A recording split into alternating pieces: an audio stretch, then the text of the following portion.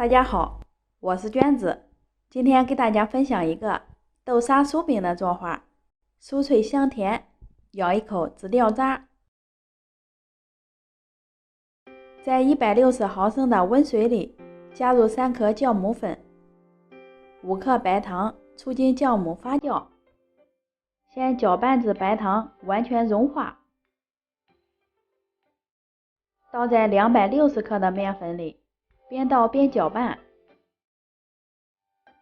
一直搅拌成大朵的面絮状，再下手揉成面团。今天和这个面有点软，可以多揉几分钟。像这样光滑细腻的面团，放在温暖处醒化至2倍大。再来和一块油酥面，盆里倒入250克的面粉，加入130毫升的食用油，边倒边搅拌，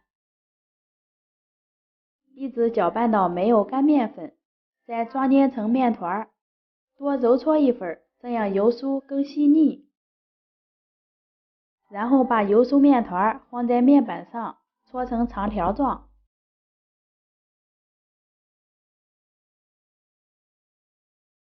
切成5个相等的面剂，再将每个面剂都团得圆一些，放到盘子里备用。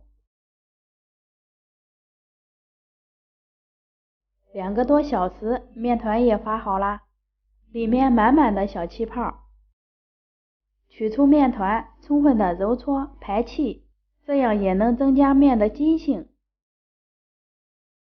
再搓成长条，切成和油酥面团相等的面剂。拿一个面剂先揉圆，再压扁，擀成一个圆饼的形状。放上一个油酥面团，像包包子一样把口收严实，收口处朝上，擀成一个长方形的面皮，厚度约2毫米就行。将面皮往中间对折起来，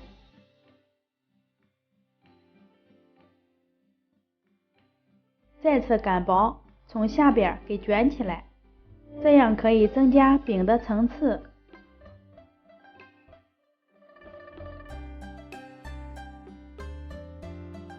全部卷好以后，从中间切开，看一下这层次特别丰富。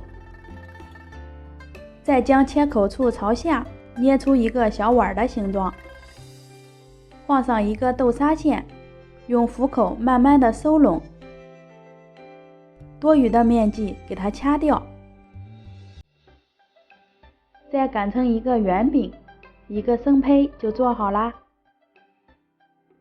盖上一层保鲜膜，2次醒发15分钟。醒好以后，直接放进预热好的电饼铛里，开大火上下盘加热，烙上3分钟。闻到香味以后，给生胚翻个面，再接着烙上2分钟。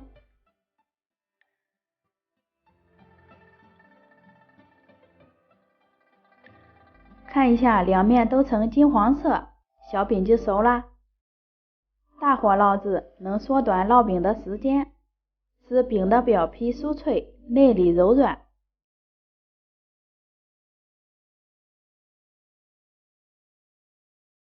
出锅装盘喽。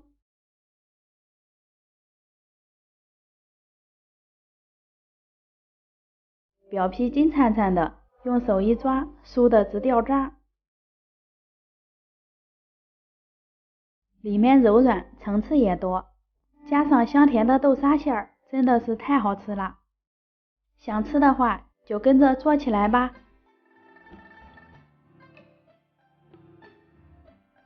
点击我的头像，可以看到更多的家常美食。谢谢您的观看，我们下期见。